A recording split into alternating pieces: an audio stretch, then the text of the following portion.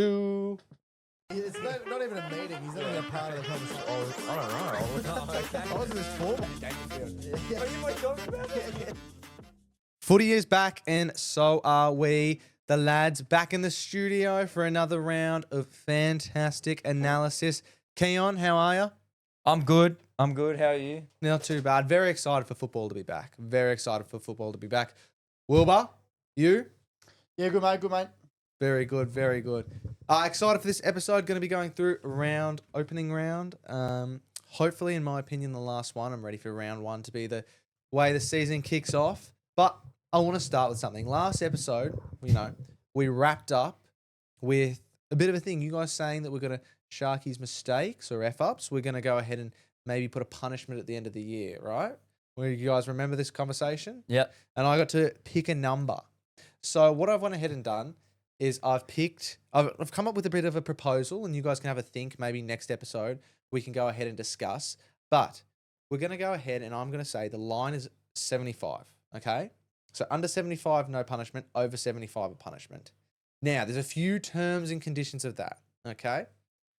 I want to put a ranking. So some screw-ups deserve more points than others. So what we're going to go ahead and do is we're going to go number one. If I go ahead and have an audio mistake, a mic off, if I have two of them in an episode, two of them back to back, that's a point. Okay? So if I make a mistake and then I do another one in that episode, it's a point. What do you think of that? Yeah, Yeah. Now we're really giving them levels, though. Oh, we're giving them levels. I'm getting technical with this. but we decide those two. Yeah, that's things. fine. That's fine. If you go, it's a little bit more lenient. Go, okay, well that was a bit late, or that was something else. So maybe, and then we go two. The next one I've got a list here. I've been quite articulate. So if I do something in a segment, as we say, the run sheet's the source of truth. If I skip something, if I jump over something, that's a point. So that's a screw up. That's a straight point. That's a line on the board. Next one we have is if I get a segment wrong, so as in terms of if I put something up there that shouldn't be, or if I miss something, or if I forget something, 2 points. Wow. If I screw up a Sharky's airtime, Oh, here we go. 5 points. Wow. 5 points. And I the like line that. is 75. All right. Now there's a few terms and conditions though. I thought those were the There's a terms and few conditions. final things. In case there is a buyback scheme. Oh, like if you make your way back. I can get This is some going to be if we reduced. fuck up, he gets points No, back. I'm gonna put it out. If you guys, 7.5 was what the number was gonna be. But if Sharky's airtime takes over 10 minutes from you guys, it's a point back. Okay. For what, I seven like and a it. half minute? Wait, Well, what? 7.5 10 minutes minutes. is about the average. Yeah. So I've given you 10 guys minutes. 10 minutes. Fuck, how many did you listen to get the average? I'll put it through. Been putting my work in, putting some research in. So that's kind of that. So what do we think of those two? I like it. Okay. I And like it. what about, don't worry. I was going to say, what about for when we do the whiteboard one? The Does wiper that one, have that's a fine. That's timer? fine. Sharky's airtime's the way to go. That's how Okay. I can claw back points. So the line is 75. And So he's going to make it really hard for us. Mm. No, 'Cause he wants us- same he wants system. us to... Same system, all going to be the same. But that's kind of what I wanted to talk about. So maybe the listeners can send through if they think it's fair. And I'll be accountable from the listeners. They can send through some mistakes that maybe you guys missed. It's an open reflection here. So we'll go ahead and do that one. First thing we kind of want to get Can into. I add one? Yeah, go ahead. Half a point for every time you say go ahead. We'll go ahead. That one we might have to discuss. That one's might be, we got to keep it. So, I don't We'll know. see. I'll keep an eye. Let's tally today. See what happens. Maybe we'll do a soft tally today. All right, soft Soft tally tally today to see how it is. They don't go up on the board, but we'll see how it goes. First calling quiz of the season, really. So let's go ahead and get into that one. You've called Kiz. Who is it? They're harder, they're tougher, we're weak as piss. You don't stand up. 3 touches in a half. Lads, Kiz, how you doing? Wilbur, forget the other guy's name. How we doing, fellas? Just wondering what your thoughts on the fixturing's going to look like next year with Tassie coming in. I'd assume maybe round zero's cancelled. maybe, obviously, every week at least one team's going to have a bye. Just wanted to know your thoughts on how they're going to do it and whether you like it or not. Cheers, fellas. What do we think of that? It's a good question. Yeah, to be honest, it's a tough one. I think they're going to be fighting for a 20th team very quickly once Tassie comes in, because they won't be able to keep up whatever they want to do with it Yeah. for a long time. I think, I don't know, do you go with a one team bye every round, or do you somehow like, Well, you have to, don't you? well, you could maybe clump it up, maybe 3. Then you got less games of football than we have right now. Well, I know, but that's the thing, right? Like, I think they Yeah. like the way it is at the moment: Thursday, Friday, 3 or 4 on a Saturday, then 3 on a Sunday. I think they keep it like that. One team has a bye, and then I think it'll be exact same as how it is at the moment. You just have one team with a bye. I think they'll still have that clump of buys because they've got to even out. Because if there's, unless they in the middle of the year they give some teams, I don't know. It's gonna be tough to make it fair because come round 1, someone's missing. I'll put it this way as well, like gather round. Tassie miss out? Yeah, true. You know what I mean? Does one team play twice? It's a very good point you make there. You know, the rounds like that, you know, where they've got it designed so that it's Everyone plays. Everyone plays. It's a footy activity. Well, someone would have to miss out on round 1 too. Well, yeah, of course. Someone has to miss out week after week, unless opening round. If Tassie don't play opening round. If they do opening round and they have every team but Tassie, and then the next week. It's a bit weird. It's a bit weird to think about. But thank you for sending that one in. I actually don't know how to do it. Yeah, that's what I mean. The The gather gather round. round's the real quick. Like, unless they do, if you won the showdown the year before, you don't, or you do play. Yeah. Like, give It's hard Adelaide because less then of it's an like, advantage. you can't just really kick Tassie out as soon as they get there. Mm. But then none of the other teams deserve to be kicked out of gather round. Maybe Well, if the they, other- maybe as they play in Adelaide the week beforehand. But normally they do that so that they can stay in Adelaide and just. Maybe. I don't know. But, like, what happens if you're 4th or something on the ladder and you get a bye the last round of the year? Well, that's what I mean. And, yeah. like, you get an extra week off. Yeah. Nice little break. Oh, you've already made finals. Now you've got 2 weeks off Mm-hmm. and you've got a top 4 spot. Yeah. It's interesting to think about. Now, breaking news. Just come across our desk here at Nothing But Footy Studios. Dylan Moore and Connor McDonald over the off season. They went to America. A bit of a training camp. And they had a bit of a fun. Got a bit excited. Did a bit of partying. And for some reason went up a scissor lift and got arrested and spent the night in jail. Boys, what do you think of this? Bit of mischief, hey? Mm-hmm. Shenanigans up in Shenanigans. America. Look, not that bad. No. In terms of things not that it could that have bad. been, when I Yeah. heard in jail for night, was very surprised that a scissor lift incident was up there. Mm. You're thinking, what have they done? What fight have they gone in? That's what came to my mind first. I was like, oh, they got in a brawl at like 3 Yeah. a.m. No, they were in a scissor lift at 3 a.m. Yeah, so they're still pending a court date for this scissor lift scandal. You'd have to think they were pretty pissed. Oh, yeah. But But they were there for a preseason club. Yeah, the camp. They were there Yeah, for they're a camp. Yeah. they went to all the NFL games and stuff. Like, Oh, no, I have no doubt that they were pissed off their heads. yeah, I just find it funny that, like, they were at a preseason camp. yeah. Look, yeah, I think it's play on. To be honest, I reckon. The only thing that I think is a bit stupid doing it in another country. I think that's, you do it back Yeah. here. It's you don't get arrested for that. You don't get a court date for that. Especially because they're AFL stars here. You go, Yeah. oh, come on, mate. But overseas, like they'll I don't know. they'll charge you for anything over there. Oh no, it's a bit on the nose, but Dylan Moore said he lost his vice captaincy role for that one. Fair he also enough. went ahead and said, what is it? They got fines from the club. Yeah. They're going through like rehab of some form with alcohol and they're doing community service. So who knows if they put some good footy out there, which we'll discuss later, maybe all's forgiven. Game 1 that we're going to discuss, Keon, St Kilda versus Collingwood. You were there. What do you think of this one? Obviously not the result you're looking for with Collingwood coming away with the win by 12, but what are you thinking?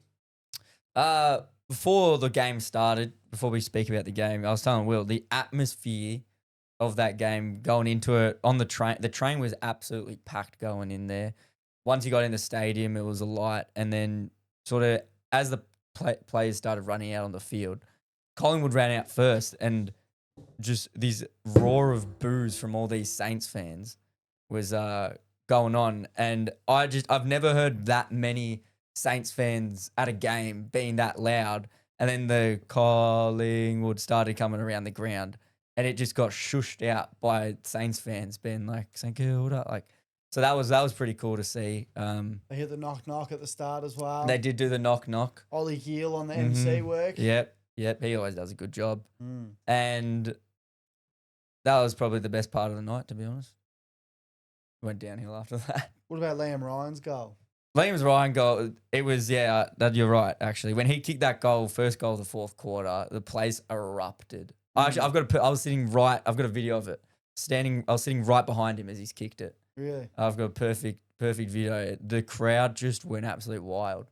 Never have I seen a St Kilda. I wasn't there for that Melbourne game, unfortunately, so I don't know what the crowd was like there, but that crowd was unbelievable. So that tells you how Saints fans get no one at games, because at an 85,000 packed stadium, that was the biggest atmosphere I've seen. Yeah. This is the year that Nick Dacos wins a Brownlow, right? Mm. I just can't see him not, especially considering the umpires get to look at Stats. Look at the stats Yeah. and see that he had 41 touches, 25 kicks, 16 handballs. You know, he was literally everywhere the ball went in that fourth quarter as well. Just you could not get him away from it if you tried.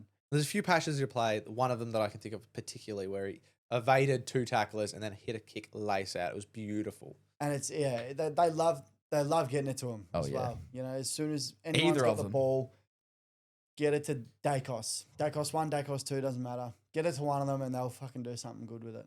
What about Pendles? A lot of talk about Pendlebury, the way they used him. Oh, it was unbelievable.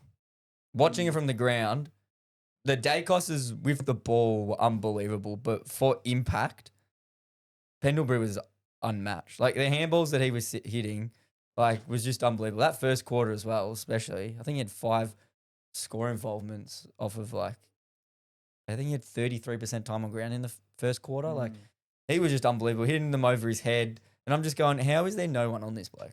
He's just sitting on the 50 and just kept getting the ball. And I mean, perfect timing. He came out in the second half and they got the first goal from it. Well, he wrapped up the game with 26 disposals and 55% time on ground. So very impressive from him. Naz didn't have the best game. You know, the debate, we've talked about it a lot in the preseason, in the ramp up. And you, Keon, you did say this, the tag. He hasn't played with a tag. And we saw in good effect what happens when you put someone like Harry Perryman on him. Perryman did a really good job He there did. in that second half. All over him. There were points where I think they were double teaming him though. I genuinely, no joke, and this is why I'm a bit angry with St Kilda, but he went to the goal square, not even kidding you, 4-on-1. We kicked the ball inside 50 and there was not a St Kilda player within the sort of 30 metre of the goal square, and 4 Collingwood players were playing on Naz. And I was like, what is going on? And I'm like, Collingwood could do that. The ball hits the ground though, we should be getting the ball, but there was no Saints play. And that felt like the game for us. We just weren't there, and Collingwood had numbers everywhere. But it seemed like it was kind of built around Naz. I don't as know well. what the amount of time he spent forward was unbelievable. I don't understand why. You pulled it out a bit early. I thought, this would be something, you know. I feel like we're going off of what happened against Melbourne, and he was there. That was the only time he went forward against Melbourne. It happened, right?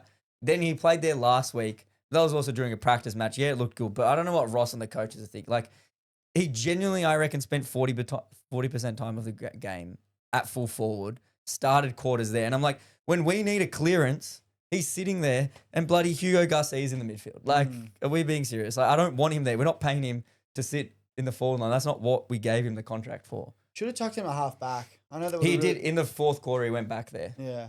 It would have fucked around the game plan with Sinclair and everything like that, but it would have broken the tag. You're not going to take Perryman up to the half forward, really, are you? Oh, no, he followed him. To the half He back? followed him everywhere. Yeesh. Yeah, no, he followed him there. Did a really good job, though. He was unbelievable. But yeah, Naz has never been tagged before, so he didn't know how to deal with it. I remember when Dacos got first tagged as well. Remember when Finn McGuinness went on him and had what? I think he had like 4 touches and broke his leg or not broke his leg, but cracked his leg or something. Mm. There was a lot of talk I've seen on media platforms about how, Craig McRae outclassed and outcoached Ross Lyon. Would you agree with that as a fan? Would you disagree? I felt there were some moves that were I think so. questionable. He kept his lips tight about what he was going to do. With obviously Pendlebury, there was no talk of Perryman going to Naz. I kind of suspected it, but from what it sounded like from Ross, they had no idea that it was coming. The one that I just felt, I wouldn't say like those parts were out coached.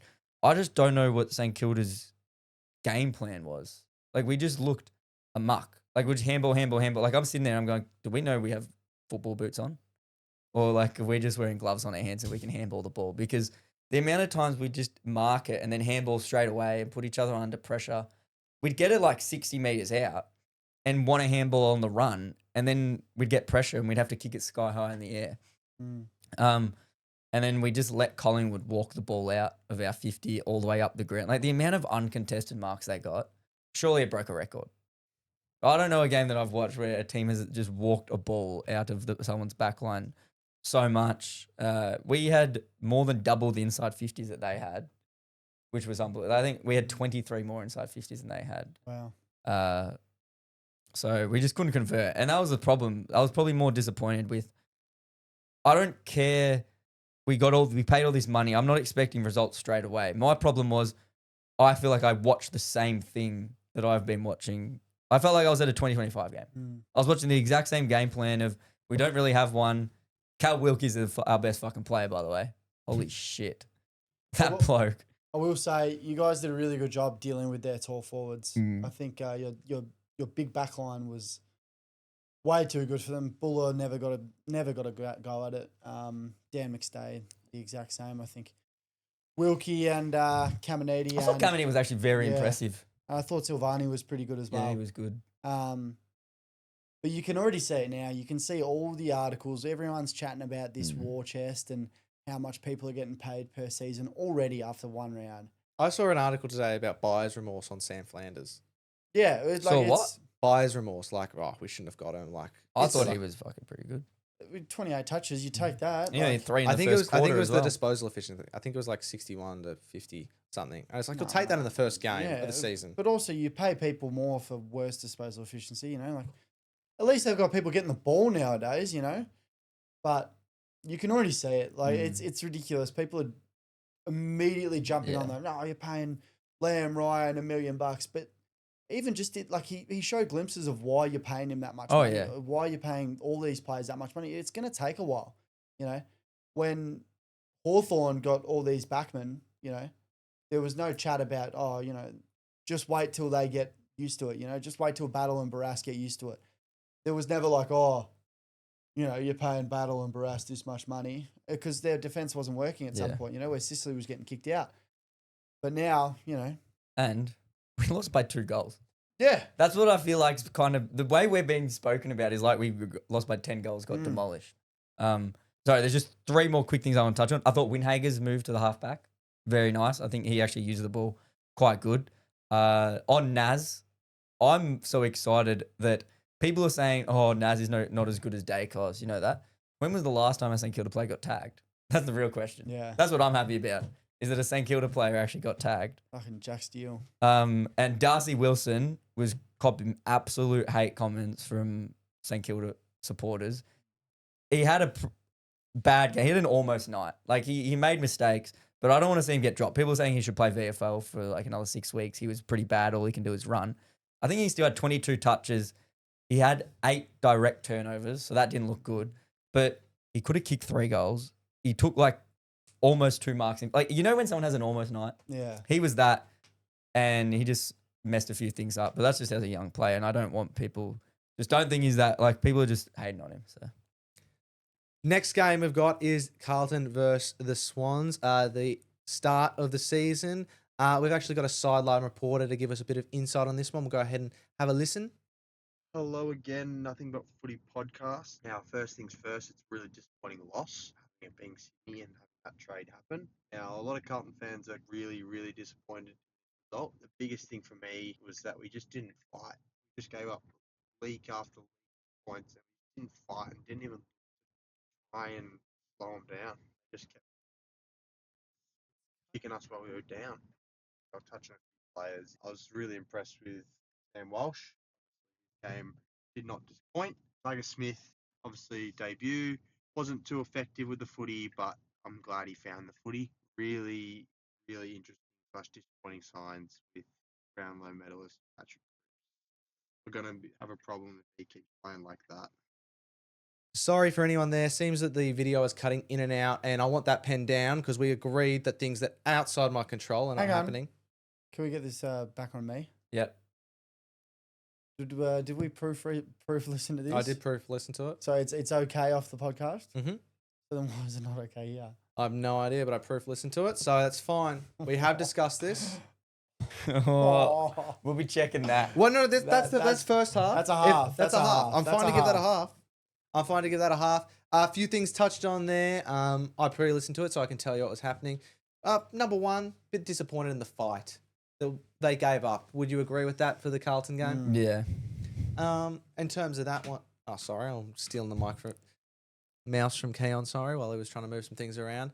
Who do you think probably let it go a bit? You know, let it get out of hand. What caused that? The midfield. I is where I kind of say, like Hewitt, Cripps, they had the 19. They didn't really fire. Walsh fired. Welsh looked good. However, defensively, got absolutely ripped apart. Like McInerney goes in the midfield there and kicks 3 goals, 11 touches, and gets Collingwood. Oh, not Collingwood. Gets Sydney going. So that's where I think it started. I think it stemmed from the midfield, really. I will say Pitternet had one of his best games. You ever. did. Played well. But so did Brodie Grundy. And that's where we're a little bit lacking. Like Mark Pitternet looked like Ronaldo out there kicking goals off the ground, you know. Kicked 3, had the 18 touches. Great game. Grundy had 46 hitouts. Yeah. 16 touches and a goal. So this just gives me a little bit of a look at, you know, you played a really good game, but, you know, why has Grundy got 50 hitouts? You know, it's scary stuff, and you kind of, you know, almost don't blame the Carlton midfield if, you know, they've got a bit of a Richmond situation where, you know, their ruck can't win a tap. And I think that's where a lot of these rucks will help out, is that they're all going to suck, so that when they match up against each other, like 2 rucks that suck, like Nank versus Pitternet, it's going to be a fucking shit show. Like, none of these midfielders are going to have any idea who wins this tap. They'll know off the you know, the stoppages, but in terms of that first bounce, fuck, it could go either way. It might just fucking land on the ground at that point. But yeah, I think Sydney was just the better team in that second half. You literally just could not stop them. And, you know, a lot of overreaction from Carlton fans. A lot of people are saying that they should drop Cripps. Oh, I saw that. I was like, what do we do? Against Richmond? If you want an ego booster, you don't drop Cripps against potential 18th on the ladder next week. Yeah. Like, also, who comes in? You know, that's another, Cripps played bad, let's drop him. You're not bringing in another dual who's grade coming one in, medalist. you know, like who's coming in for Cripper? But yeah, I think Sydney, like as we've all said, we knew they'll be a top 2 side. So, you know, shouldn't have lost by 63 points, but can't blame them. You know, I have a feeling that we'll see a lot more of that in the second half, like in any games that Sydney play. Yeah, it was literally like first half of last year's Sydney, and then in the second half we got the back end last 9 games of Sydney, which we actually saw in that second half, with added Curnow. So, and I think what it did was like Amadi kicked 3 himself, and looked good. McDonald looked horrible. I don't know. I don't think he'll play next week, but we'll see. I reckon they'll play McLean. But the problem is Amadi actually looked okay in the ruck. Like when he went in there, he competed all right. And my question is, Brodie Grundy we're talking about, like, do you feel like those better ruckmen, though, are going to have, if he's just let Pitternet kick 3 goals, can you Luke Jacksons, can you Tim English's push forward and maybe, you know, kick a few on them? Is that something you'd be looking at as a coach, being like, oh, you can push Grundy to the back line and he's going to struggle? Yeah, it's a good question. I also think Carlton didn't do enough, considering I thought Lewis Melican was really poor. And just, I thought Harry Mackay just didn't do enough. And so obviously Tom McCartan, I thought he was okay. He wasn't anything special. That's where I felt that Sydney were actually getting outplayed the most. Brody Kemp first play out the guts gets that mark. Then kicked a miracle from the boundary. Well, he missed that one and then kicked a miracle. So who knows what's going on? But I felt like they should have punished Sydney's backline more than they did. And very early, they should have punished them. They had a lot of opportunities. Sure. Similar to how we have, experts or sideline reporters that give us a bit of insight. There's been a bit of drama in the news about an ex-captain of Carlton. Have you guys been across this? Sam Doherty, made some comments on another podcast, rival podcast, I'd say. We're probably up there in the same ranks. Basically saying that Small time podcast, Dan Does Footy, I think. Yeah, I think that's its name. Basically going on there and saying, when the going gets tough, they fold in the contested play. And I don't know if you guys know, but he's been told, don't come to a few of the events moving forward. Especially Just one. No, 6. 6? The next 6 rounds of events and stuff like that. Don't come. So is that just the whole year? Is that? No, I think it's... They said he'll be available, he's welcome in the future, but the next 6 rounds. That doesn't even make sense to me. That's shit. Doherty's a fucking legend of that club. It's for, I forget the council's name, but it's like the fundraiser for cancer awareness from memory. And that makes it even worse. And he's been told, he was supposed to speak on Thursday night at one of the functions. Yeah. And he's been told, don't show up. And they go, we don't mind you saying that, but it'd be Clearly awkward. you do. It'd be awkward if you came in afterwards. In all honesty, if I feel that if I was the coach, I'd almost bring him in and make him talk to them before the game. I don't know. A bit of if you're going to talk shit about us, say it to our face. But also, that you played with them last year. You know this whole group. Fire them up. Get them ready before the game. I guarantee you he would say the same shit in the post-game review anyway. No, yeah, I don't, yeah. To all the players. He'd say it to their faces. I think it's the media thing, and I think a lot of it had to do with Vossi's speech at the Best and Fairest last year about the cultural defeating ourselves and stuff like that. And it's basically just another example. And I don't know. I think it's pretty soft from Carlton. I agree. He said he backs in his words, but, he didn't think that the exact voice message that he sent was going to go on the podcast verbatim. So I think that's what he wasn't expecting. Obviously the bit of foul language in there, which is probably the only thing I can back Carlton in. Mm-hmm. Whereas he wasn't just speaking about him; he was kind of having a go at them as well. But he's a legend of the club. He's exactly built the club in a way. You've gone through so much shit with you blokes, and you just fucking kicking to the curbs pretty average. Yeah, I just thought that was interesting. So yeah. That one happens. Anything more on Sydney that we want to touch on, just considering that they had such a cracker game compared to Carlton? Not so much Sydney, but I thought Jagger Smith was good and Harry Dean, the 2 debutants. Harry Dean looked like he'd played 200 games down there. You reckon? He looked pretty good, I reckon. I thought he looked good. He just looked really lost. He did. Like big galoot kind of vibes. He looked like a giraffe just because he's so big and lanky. But I didn't feel he looked lost. I think he looked out of place. Yeah. But I feel like he he got read the it ball well. and I was just like, whoa. Yeah, great positioning, but it was kind of like once the ball was in his hands. Oh, it was yeah, I feel the same with Taru. That's what I mean, yeah. For sure. But, no, he was good, definitely. Good. Same with Jagger Smith. He's been called out by Big Kane Cornsey for the premature bounce. It's a good point. It is a good point. It's a great point. I think a lot of players, I don't think it's just him. I think players do a lot now. Not looking for the cinch stats, but just in general. I feel like, but I also feel like it's a mind reset. Once you get the ball, you kind of bounce it. I can go now. It's like a thing in your head. It's like players that have things they need to do before. It's like back when a kick out goes off the foot. Yeah. And that's when you can run, Interesting stuff. First, Willie's Wonkers of the year. So let's get into that one. Yeah, not a huge amount here.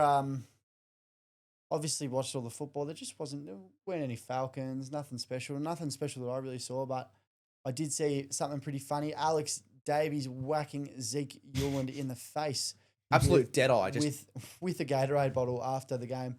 And I don't know who has or hasn't seen the clip of this, but it literally, he literally grabs this Gatorade bottle and just piffs it at Zeke Ullin. It doesn't even look like he was trying to spray it or No. anything. He just grabs it and just fucking Yeah, whacks him in don't the know head the with it. thought process. It was a straight line. There was no curve. Yeah, arc, no anything. curve. No liquid even came out. I almost think the lid might have been on, you know? But that was pretty funny. Just got whacked in the head. Petrarca reeled him in and they sang the song. Another one I had was Clayton Oliver. Didn't know a single Yes. word of the GWS song. Kerno was the same. And Kerno Kerno the was same. laughing while he did it. He was looking at the boys next to him. He's laughing. He's like, I don't know. How can you play AFL for that long and genuinely just not know the songs I of feel like each once team? you move to a team, surely you sit down and you're like, oh, I need to know the song. You go through Surely it's this, part of like your this, and onboarding. They're this. like, hey mate, here's your You get jersey. questions. Do you have any questions? Yeah. Here's where your locker is. Here's the song. Learn it. Yeah, the songs on the walls, everywhere you go. But also, GWS, one of the best songs Yeah, around. that is true. Big sound from the west of the town.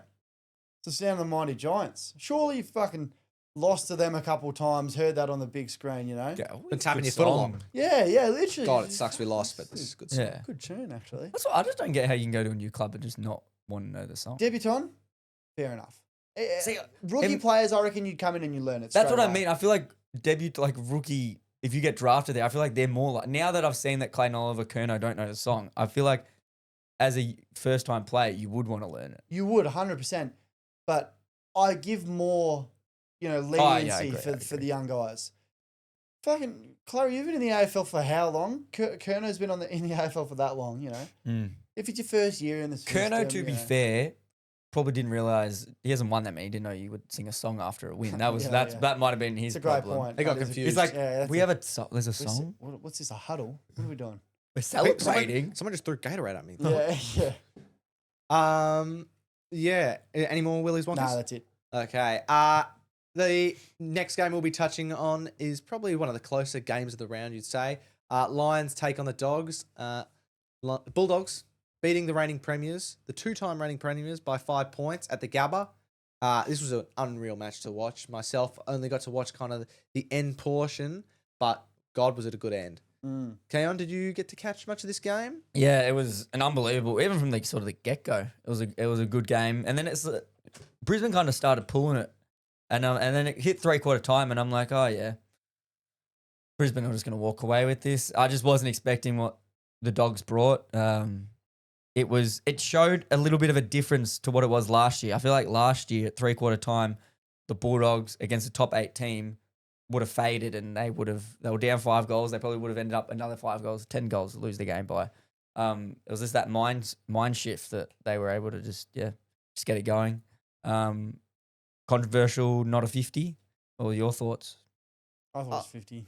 Yeah, it's tough. You thought it was 50? I thought it was 50. From an umpire's point of view, it's tough because he's going to go. The first thing he's going to do is he's going to play on. He looked like he was going to move, but I mean, in the way the rules are going, he's moved forward. It should have been a 50.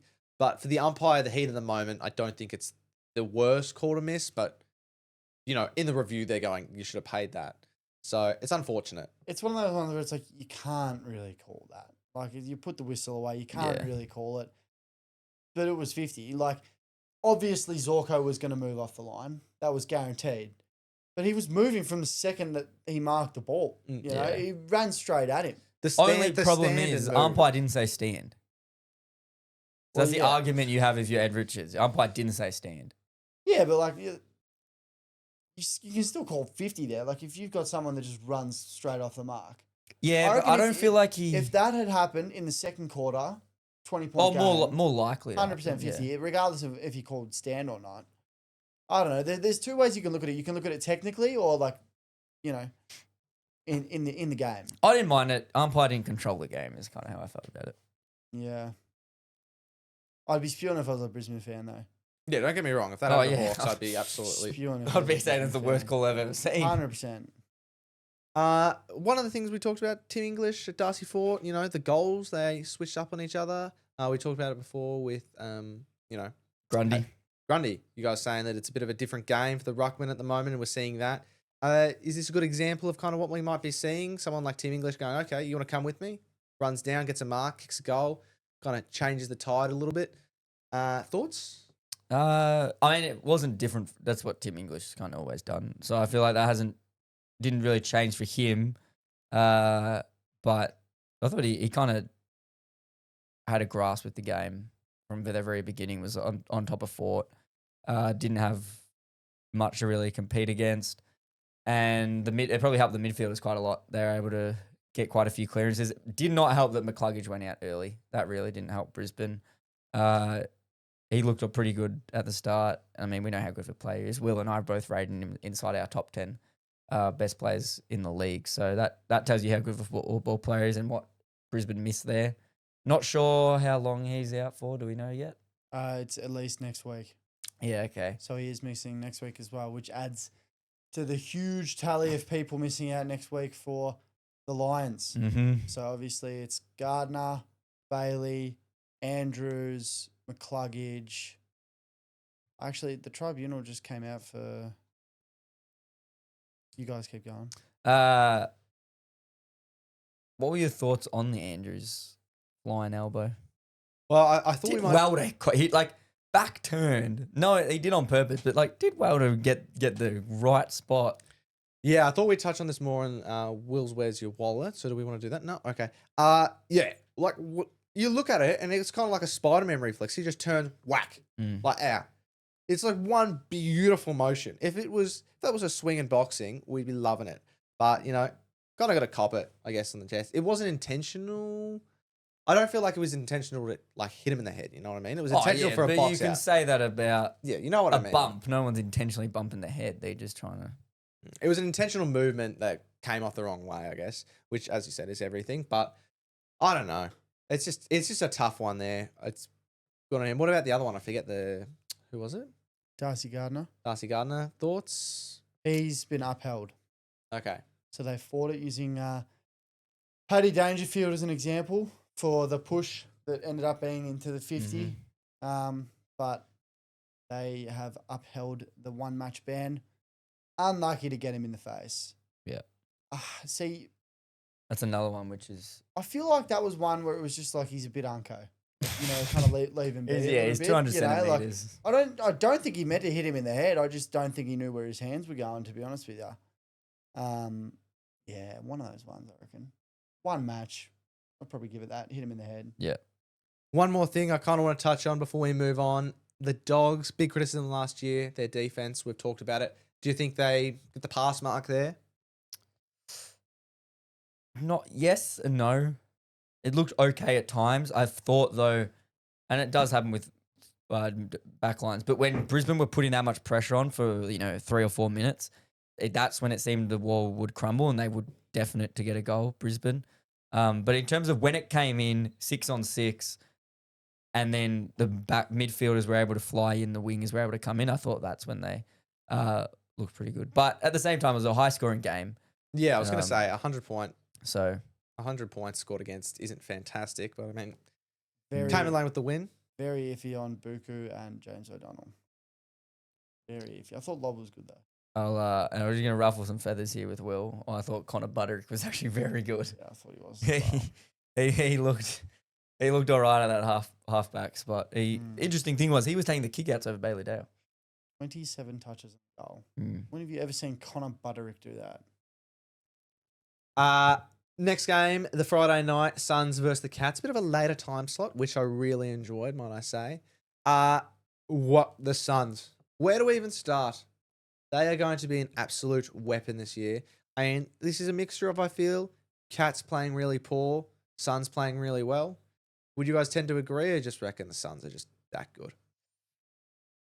Didn't click perfect for Geelong, but Gold Coast also played, like you said, unbelievable.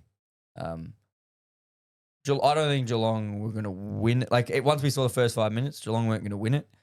I didn't think it was going to blow out as much as it probably did in the end. Yeah. It was full on. And there's a few players that they picked up that I just want to touch on, or that they've got that I want to touch on. So Petrarca, number one. Let's just get it. Let's rip the Band-Aid off. How good. His performance was incredible. Do you guys have any thoughts about that? Just the Petrarca we became so used to in the past. Kicks goals, gets touches, brings teammates in the game. Like him and Bailey Humphrey. It blows my mind that we were like saying, oh, Humphrey's going to struggle with Petrarca in the team. And then Humphrey kicks the first two, and then Petrarca's just putting it down Humphrey's throat, just bang. Like, they just looked awesome together. They looked like the dynamic duo. Forget about Real and Anderson. Talk about Petrarca and Bailey Humphries. That's how good they were. Will, your thoughts?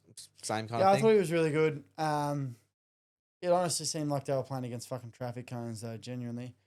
I've never seen Geelong look so bad in a football game. Wow. I can't believe it, genuinely. No Matt Rowell in the side, and they just looked so bad. So, like, they couldn't even get the football in their hands. Like, it was mental. Like, had no run, had no possession. Every time they ran off half back, it would just go in the air, and Sam Collins, like, made Shannon Neal look like a little boy. He was ridiculously good. I was waiting for them to move Shannon Neal and like put him on a wing or something, like just try something. Somehow sub him off, But like the only positive I saw out of it was, and not even a positive, it was Ollie Dempsey kicking pretty much 4 goals in the fourth quarter on Zeke Yuland, giving Zeke his welcome to the AFL moment. Literally, after he got hit up with a water bottle. yeah, And then he just outworking him and just showing what a star he was. I'll give him Tanner Bruin as well. Yeah. Tanner Bruin was really, really good. Like, he had 31 touches, but I genuinely think like most of his touches were really good, He was making people slip over, he was juking the pill, using the ball well, he was just fucking everywhere. He played an outstanding game. A few others I want to touch on. What do we think of my boy James Worpel? Do we think that's good we let him go? Do we think he had a good game? I just want a bit of validation. It was a James Worpel game. Fantastic. That's exactly what I want to hear because I felt like it was the same kind of. I thought he was pretty good. Had 11 tackles. His physical presence was good. 11 tackles and 17 touches. The problem was, I looked at his stats. More than half of his stats were turnovers, and a third of his touches led to a direct score. And that's probably because his 9 clearances were all whack on the boot, Tim Torano style. Which get he it does as far down as we can. live. Talked about Zeke. Do we reckon he, besides from the 4 goals on his head, do you reckon he kind of stood up as a debutant? I didn't go down. This kid's good. He had spurts where I went. There was one spurt on the wing, I think, where he evaded 2 plays. Looked all right. But there were points where he looked really good, and there were points where you're like, ooh. It was just like, oh, yeah, you played your first AFL game. That's what it was. Yeah. And one other was Leo Lombard. I really enjoyed his game personally. I feel like he's going to be one to watch as the season goes on. Fuck, he's quick. He's quick. Quick and strong for his size. Anything more you guys want to touch on there before I, discuss something of mine that I've been working on in the off season? Go ahead. Okay, fantastic. Well, we got a stinger for this one just to let the listeners know what's going on. Now that was an unreal game. And now we return to the game gauge. And the game gauge says... Everyone, the long anticipated game gauge is here. We've been putting it through the lab over the summer and it's come out the other side. Still a few tweaks to be made, but I thought we'd run through here and see, how we thought each game went. So you guys tell me a game, I'll put it in and we'll see the score and we'll see if we're happy or not. Give us the best game of the week. The Lions versus the Dogs. Lions versus the Dogs, it's a 99. That's a 99. That's a 99. I reckon that's as close to a 99 as you'll probably get, I'd say. What about the Pies versus the Saints? That was a pretty good game. Pies versus the Saints. Let's pull that one up now. It's running the calculations as we speak. That's a 94. I reckon that's I can agree with that, yeah. Maybe a little bit high. Maybe Give us the Gold Coast Geelong game. Gold Coast Geelong game. Let's pull that one in. I reckon the St Kilda one's probably a bit high. 42. Yeah. It's pretty fair. I'd say so as well. This is in terms of watchability, as in a competitive game. He's done that. He's done well there. I reckon 42 spot on, and they fucking flogged him. Yeah. Give us, I don't know, Carlton versus Sydney. The Swans. It's going to be interesting. Because, I saw a number there. I saw a number there as well. That's about spot on as well, 37. First half was that's the problem, and you can't do anything about that. But the first half was good but shit. Yes, like, it was fucking terrible football, but it was close. So 37, that's good. So I think what's going to happen now moving forward is each game we're going to put in Go a Hawks JWS. Hawks GWS can do. Before each game, I think we're going to go ahead and make a prediction for what we reckon it's going to be. Pretty good. So either Hawks GWS Towards the end. 172. 72 is probably a bit high, but it was never out of hand, you'd say. No, I'd say it was. That's why 72 is a bit high. Hawthorn went. I never went was a Hawthorn never went in. But they were where all I- like 4 goals behind. Yeah, but there was But I never a never- point where I was like, fuck, Hawthorn's coming here. Yeah. Yeah, I was never like the momentum has shifted. I was like the tsunami has not gone out. Yeah. But anyway, the game gauge back. Fuck, that's pretty good. We should get those on the social We should. game gauge for the week. Yeah, we tell might us do tell us what the game gauge was. Fantastic. We'll go ahead. That one, it's going to be up there. I'm excited. Going to do a bit of fine tuning now. On to Kiz's Undercover Night.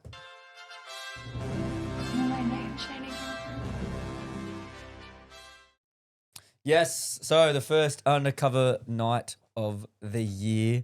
And I'm pretty comfortable in saying that this player will most likely end up being the captain for the team. Early call. But as a coach, I'm already looking and I'm going, this could be the captain. Had an unbelievable game. He's returned to football, coming back from one of the longest finger injuries you may have ever heard of. I feel that's what people knew him as, just the Finger bloke who had guy. the finger injury. Yeah. Didn't know who he was, what he looked like on a football field. Just knew him as the finger injury guy. And he came out and he had an absolute night. That is Tanner Bruin. He was unbelievable.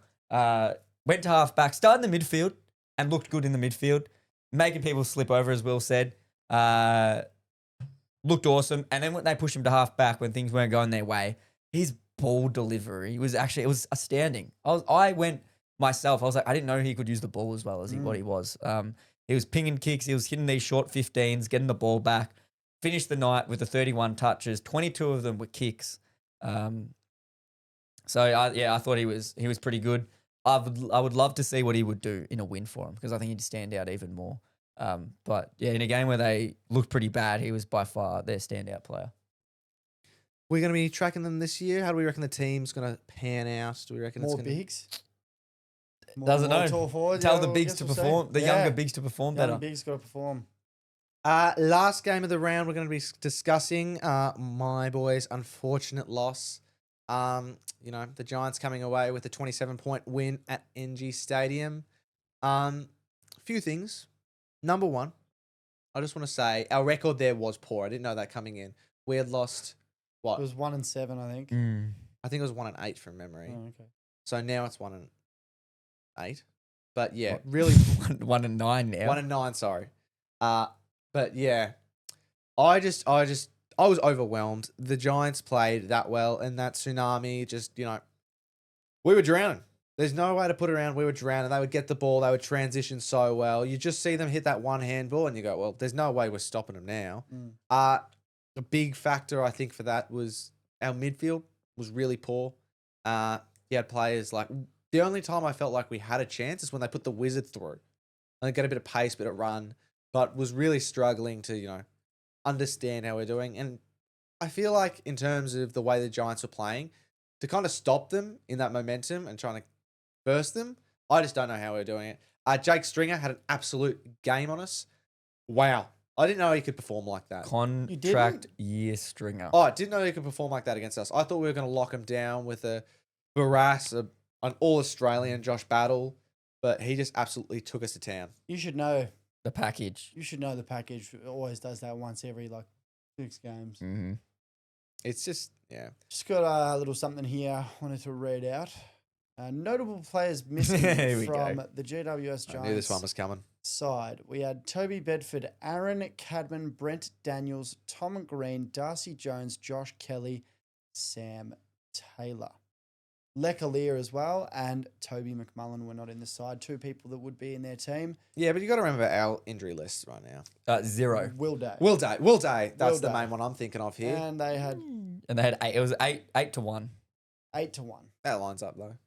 So they flogged the Tom Green Hawks with versus Will Day probably crossed each other out. yeah. Or what about Sam Taylor? So that's what I'm saying. But those two Yeah. cross each other out, Yeah. and then you deal with the And then other you 7. deal with the other 7 that are in their best 22. Brent Daniels, All-Australian 40-man squad 2 years ago. So they got flogged with pretty much 9 of their best players not in their squad.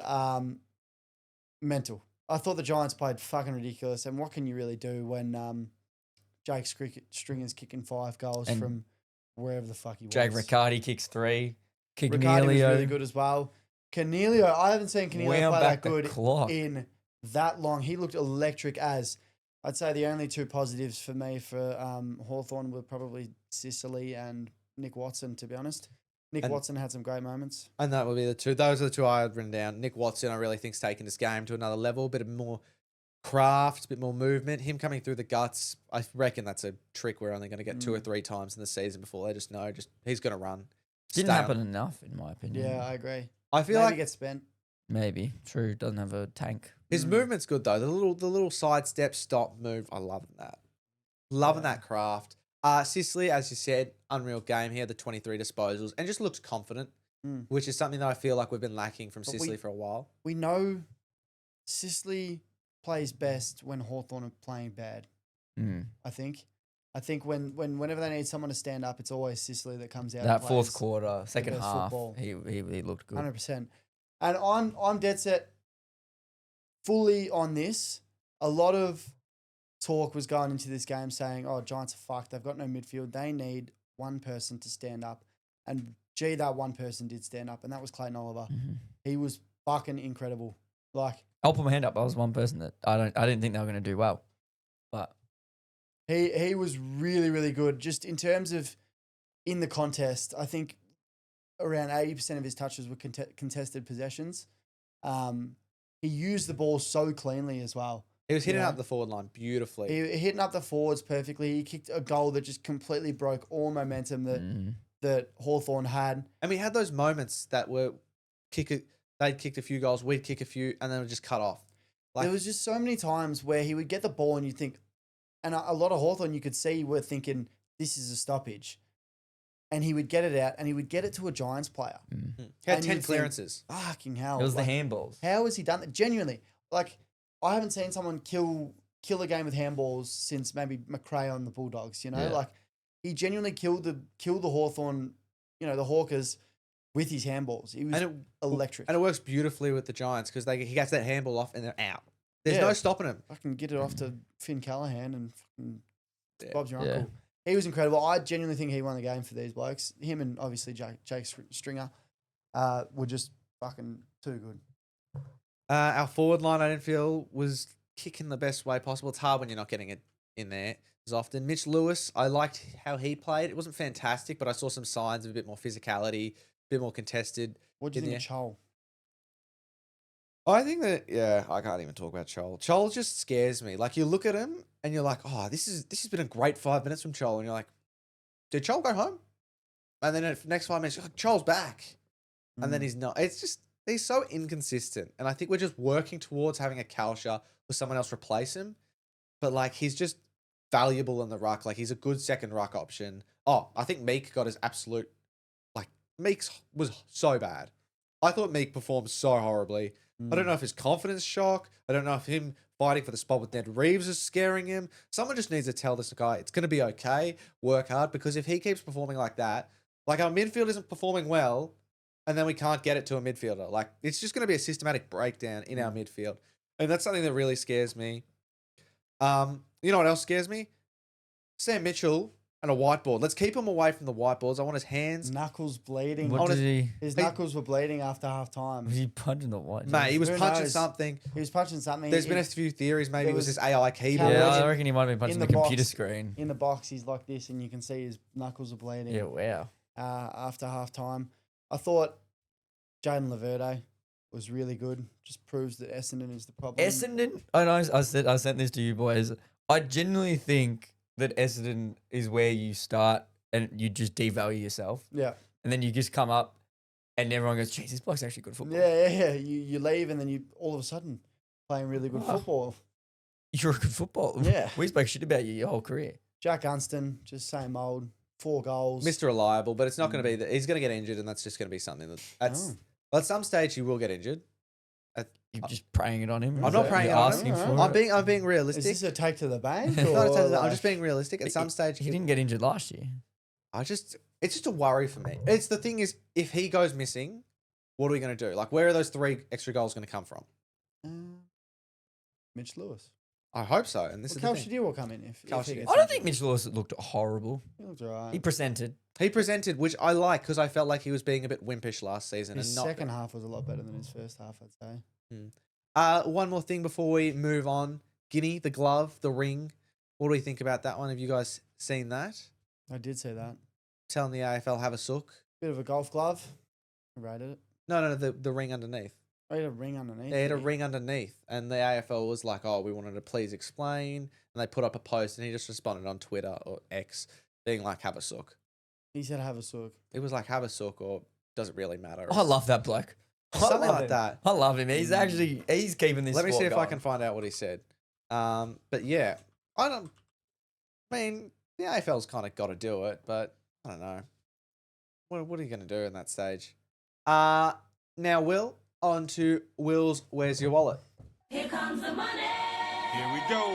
Money talk. Here comes the money. Money, money, money. Yeah, right. I missed that sound. Yeah, I have missed that as well. So we've got the first Will's Where Your Wallet of the year. It's pretty exciting, hey. Which, we've got the Thursday night here, the Swanners versus the Blues. So we've got, starting off, first ever Will's Where's Your Wallet, for this year, obviously, the season of 2026. Chad Warner, tripping. I was God, going to say, what a I way reckon to it's start tripping. it. Tripping. First offence with Elijah Hollins. $3,000. Fucking hell. $3,000 for a tripping fee. Fair enough. Sam Walsh, he gets instigator of a melee/wrestle. First offence. You'd think, so obviously new year, all first offences. I'm going to stop reading that out. I'll let you know if there's a second offence later in the year. And that's good initiative taken by you, Will, there. I'd agree, but I reckon there's a second offence in there. I can tell you there's not. No, I reckon there will be. Okay. Oh.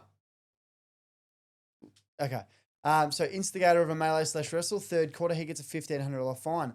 Callum Mills engaging in that melee/wrestle in the third quarter, he gets a $1,500 fine. Errol Goulden in the fight, $1,500 fine.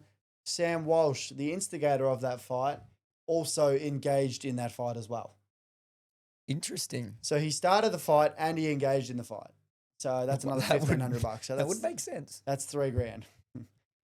That's a bit of money gouging. Surely you can just chuck that in the same little bloody thing. Fuck, that's a bit stiff.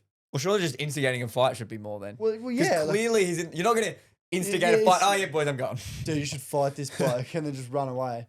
Lewis Young, I don't know what he's doing getting in a fight, but he was in a fight as well, $1,500 fine.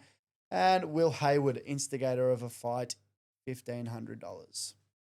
And that was it for the Swans versus the Blues. Next up, we've got the Friday night game. Just one here. Oh, And it- good, respectful. Alex Yeah. Davies. And it was Alex Davies. Careless contact with an umpire. First one for the year, boys. Lots of that. Love to say it. Lots of What them. I just said Alex Davies because I was say high contact on a teammate. That's what Oh, I was really? thinking. That's what I didn't really. I just you said yes. I was like, no way, he got fined for it. No, it was actually Alex Davies. He doesn't know where the umpires are in the game. $1,500 fine, the first offence. And then we're moving into, what was it? Saturday night's games. Obviously, this was the Lions game.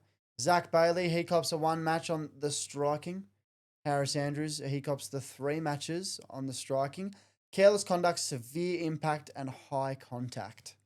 Oh, lined And up. Darcy Gardner with striking on Aaron Norton. 1 match, careless conduct, medium impact, high contact.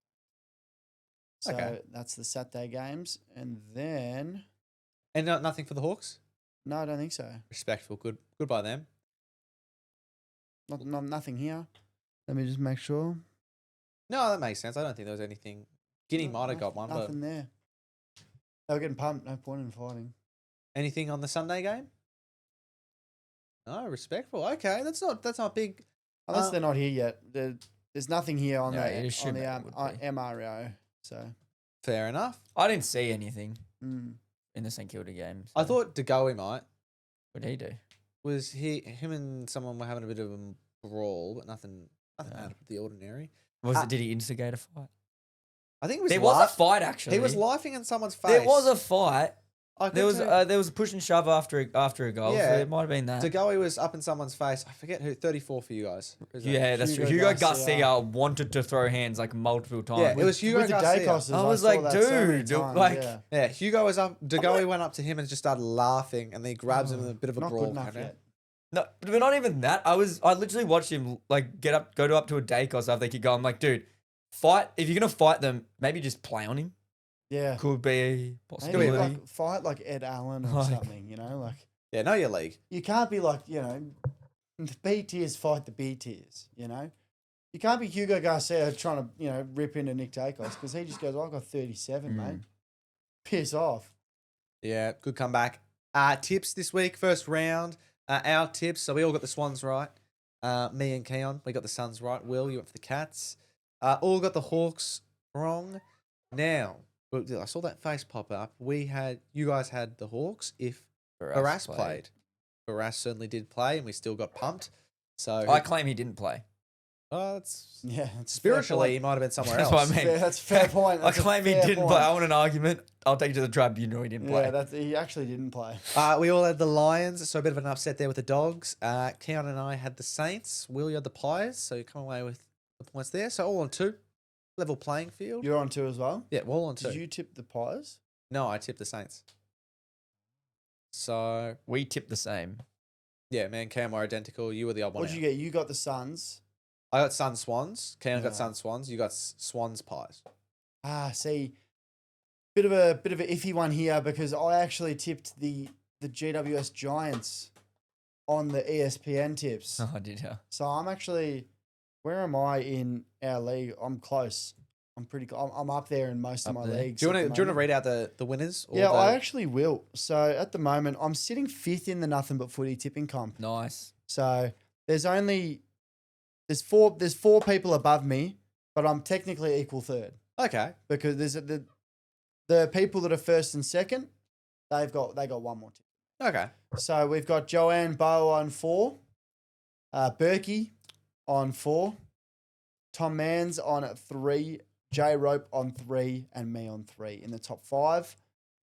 That's good. That's good by them. There was 7 points between the margin and between me and Tommy Mann, so he's sitting in third on 7 points in the what do they call it? Wager. Whatever. Well, Nah. let's see where the boys are actually. Sharky, you're sitting in 12th, Ooh. and Keon, you're sitting in 13th. Your margin, that's what it is. Oh, yeah, sure. Your margin was 33. Your margin was 36. Yeah. Quite so close. you're 3 points the difference with each other. Now, the 3, 2, 1s. 1 vote, 2 votes, or 3 votes. Now, first one of the year. A lot of excitement around. A lot of expectation. Keon?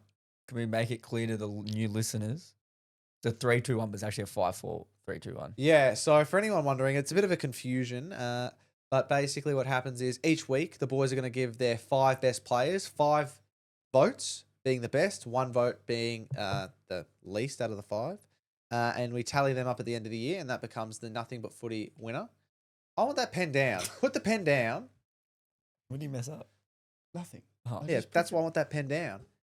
No, No, there was a I'm bit not of a playing- spite playing the there. pen. And we go ahead, and that becomes the Nothing But That might be Footy. a bit of a fuck up. Yeah. Crashing You've there a ruined bit the of flow. Yeah, the flow of the That pod. might be the Nothing But Footy Player of the Year. Who won it last year, Sharky? Isaac Henny. Nice. He won it last year, so good on I him. couldn't have told you that. Now, with 1 vote, Keon, we'll start with you. Who did you have? I've got the package. Jake Stringer. he looked pretty good. Will? I've also got the package.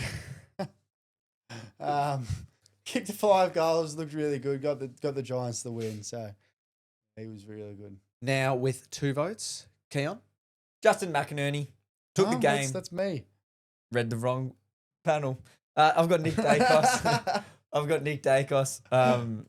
Being at the game, he just got the ball wherever he wanted, whether he had it in the back line, It's still only midfield. the 2 votes.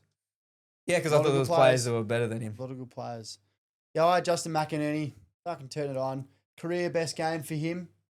What did he kick? 3 in one in a quarter quarter. as well. Yeah, so had the 30 touches.